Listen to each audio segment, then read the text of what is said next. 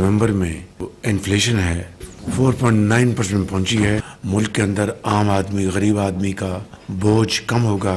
इस्लामाबाद में एक हर तरफ अफरा तफरी का सामान था, तोड़ फोड़ कर रहे थे, पुलिस वाला शहीद हुआ, रेंजर्स के वो शहीद हुए, दर्जनों जख्मी हुए। मुल्क की जो इन्होंने बेइज्जती इन्होंने करवाई अपने इन इंतहाई गलत और गैर कानूनी हथकंडों से, एक दिन के अंदर स्टॉक एक्सचेंज 3,500 पॉइंट्स नीचे आगे गिरा। उस रात डी चौक से और पीछे जब हटे तो अगले दिन स्टॉक एक्सचेंज ने दोबारा बाउंस बैक किया और न सिर्फ पिछले दिन के जो लॉसेस थे उनको मिटिगेट किया, बल्कि जो गेन्स आए, ये एक बैरोमीटर है।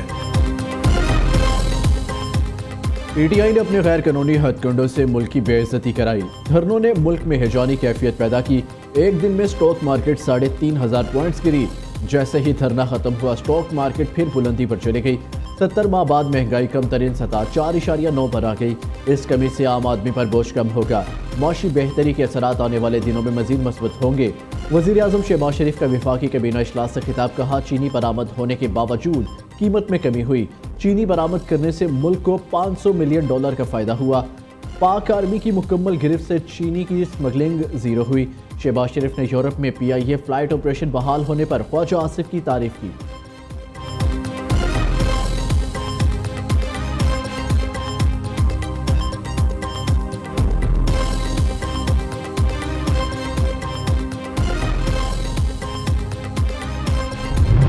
खान साहब को हमने पाकिस्तान तहरीक इंसाफ के 12 शुहदा के बारे में बताया, जो रेंजर के अहलकार शहीद हुए थे उनके बारे में भी बताया। खान साहब ने सबसे पहले सारे शुहदा पे बड़े ताजियत और अफसोस का इजहार किया है। ये मुखालिफिन है जो तबरका डालने के लिए ऐसी बातें कर रहे हैं। जो बातें होगी वो पार्लियामान के अंदर आपने इसका प्रोटेस्ट भी करना है, एहतजाज भी करना है, अपने सेनेट में भी इजलास रिक्विजिशन करना है और ये आवाज इंशाल्लाह हम हर जगह उठाते रहेंगे। नेक्स्ट लाए अमल इंशाल्लाह ताला खान साहब बाद में ऐलान करेंगे।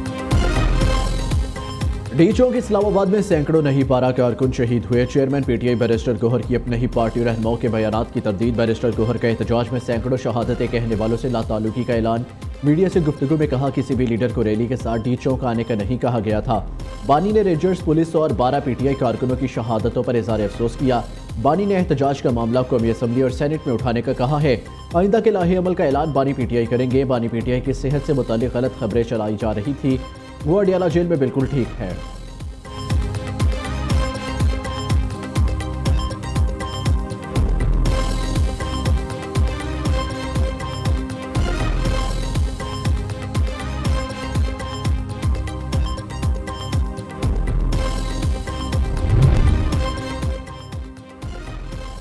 PTI एहतजाज में हलाकतों पर गलत रिपोर्टिंग। पाकिस्तान ने BBC से रब्ता कर लिया। हुकूमत पाकिस्तान ने BBC मैनेजमेंट को शिकायत दर्ज करा दी। हुकाम के मुताबिक हसास मौजू पर BBC ने गलत और गुमराह को निदादो शुमार नशर किए। BBC अपनी गलती की तस्हीह करे। मीडिया रिपोर्टिंग में सहाफती इक़दार का ख्याल रखना इंतहाई अहम है।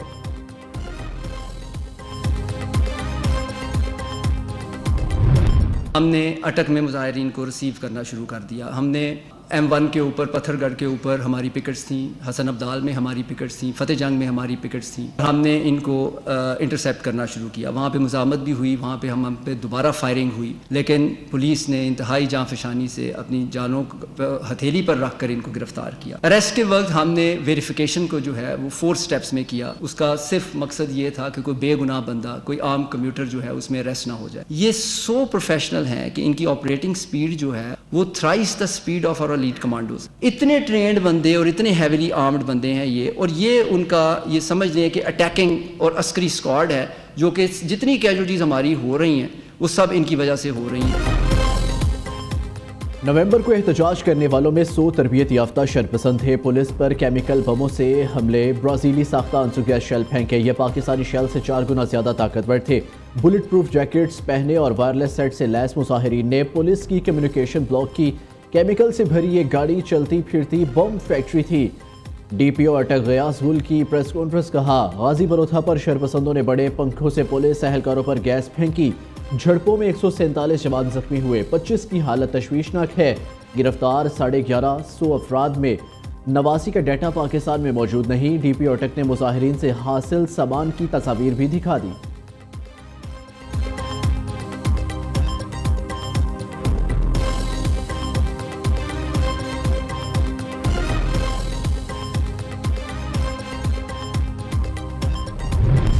बानी PTI की मुश्किलात में इजाफा, मजीद 7 मुकदमात में गिरफ्तार। बानी की 28 सितंबर और 5 अक्टूबर के 6 मुकदमात में जिस्मानी रिमांड की इस्तदा मुस्तरद। ATC इस्लामाबाद ने जुडिशल रिमांड पर जेल भिजवा दिया।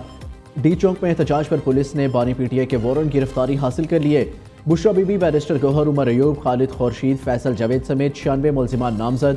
PTI के एहतजाज के खिलाफ दर्ज मुकदमात में अहम पेशरफ्त, 8 केसेस में GIT तश्कील दे दी गई।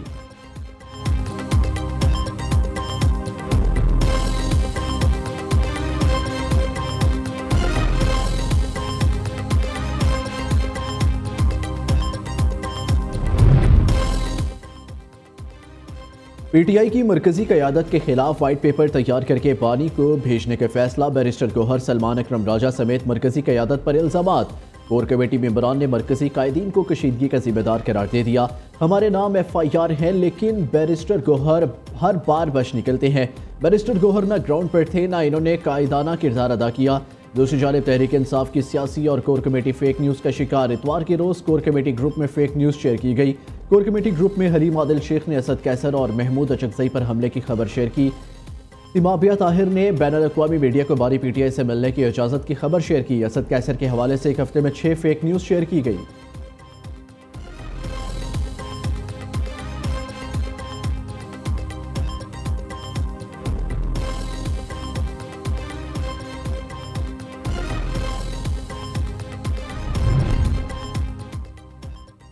हज दरख्वास्तों की तारीख में तोसी होगी या नहीं, फैसला आज होगा। मजहबी अमूर के तर्जुमान का कहना था कि मुल्क भर से 54,000 से ज़्यादा दरख्वास्तें वसूल हो गई। सरकारी स्कीम में हज दरख्वास्तों की वसूली का आज आखिरी दिन है। रात तक हज दरख्वास्तें मजीद बढ़ने का इम्कान।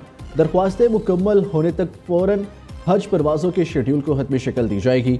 परवाज़ों के शेड्यूल के मुताबिक मदीना मुनव्वरा में रिहाइशें हासिल की जाएंगी।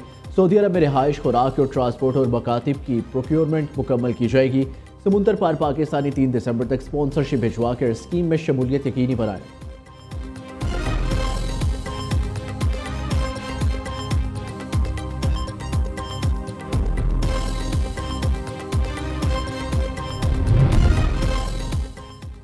वज़ीर आला पंजाब मरियम नवाज का एक और अहसन इकदाम। महंगाई कंट्रोल करने, तजावुज़ात के सदेबाब के लिए पहली बाकायदा अथॉरिटी कायम करने की मंजूरी दे दी।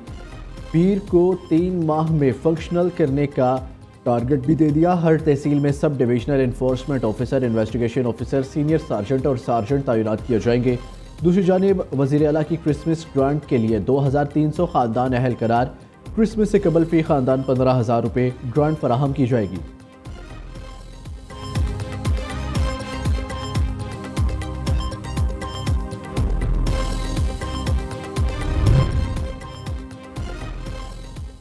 चीफ जस्टिस याहिया अफरीदी ने 14 दिसंबर को भी जुडिशल कमीशन का इजलास तलब कर लिया। इजलास में लाहौर हाई कोर्ट में एडिशनल जजेस की तकर्री पर गौर किया जाएगा।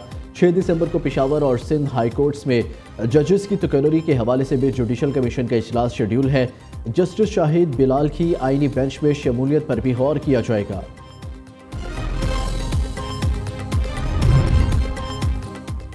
इस्लामाबाद हाई कोर्ट के साबिक जज justice retired Shaukat Aziz Siddiqui national industrial relation commission के चेयरमैन तैनात। वकील मिसबाउल्लाह और हमाद हसन रंधावा की बतौर मेंबर तैनाती। तीनों तैनातियाँ 3-3 साल के लिए की गई है।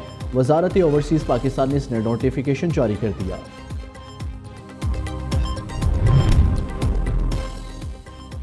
खैबर पख्तूनख्वा हुकूमत की कुरम लड़ाई में 133 हलाकतों की तस्दीक। इलाके में अमन अमान कायम करने के लिए वज़ीर आला अली अमीन गंडापुर मुतहरिक फिरका वारियत फैलाने वाले अनासर को दहशतगर्द करार देकर कार्रवाई करने का ऐलान। लोगों से असलहा जमा करने और निजी बंकर्स को मस्मार करने की हदायत। मुतासरा इलाके में फ्रंटियर कॉन्स्टेबलरी तैनाती के लिए वफाकी हुकूमत को मुरासला अरसाल कर दिया गया। वज़ीर आला खैबर पख्तूनख्वा ने इजलास से खिताब में कहा, मसले के पुरअमन और पायदार हल के लिए ग्रैंड जिरगा तश्कील दे दिया। नफरत फैलाने वालों से दहशतगर्दों जैसा सलूक होगा।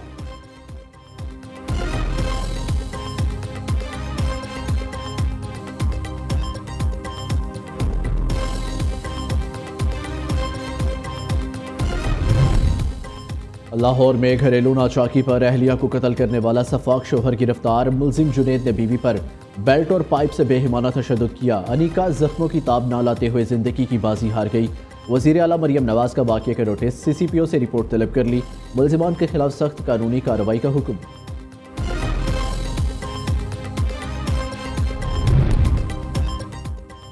ईरान के पहले नायब सदर मोहम्मद रजा आरिफ की दावत पर चीनी नायब वज़ीर आज़म जोंग गोचिंग 2 रोज़ा दौरे पर आज ईरान पहुंचेंगे।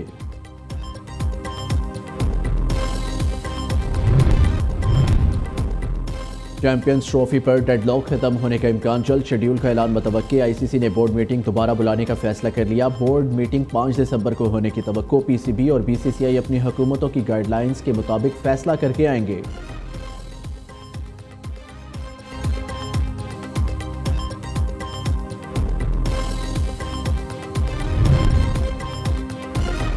भारत को blind T20 cricket world cup के लिए पाकिस्तान ना आने की सजा।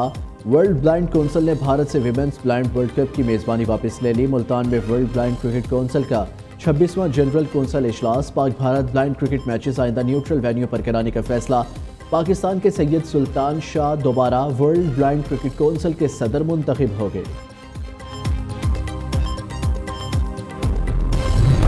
पाकिस्तान के लिए एक और एजाज, साबिक वर्ल्ड चैंपियन जान शेर खान का नाम प्रोफेशनल स्क्वॉश के हॉल ऑफ फेम में शामिल। इससे केवल पाकिस्तान के जहांगीर खान और न्यूजीलैंड के सोसेन डेवॉय को ये एजाज़ मिल चुका है।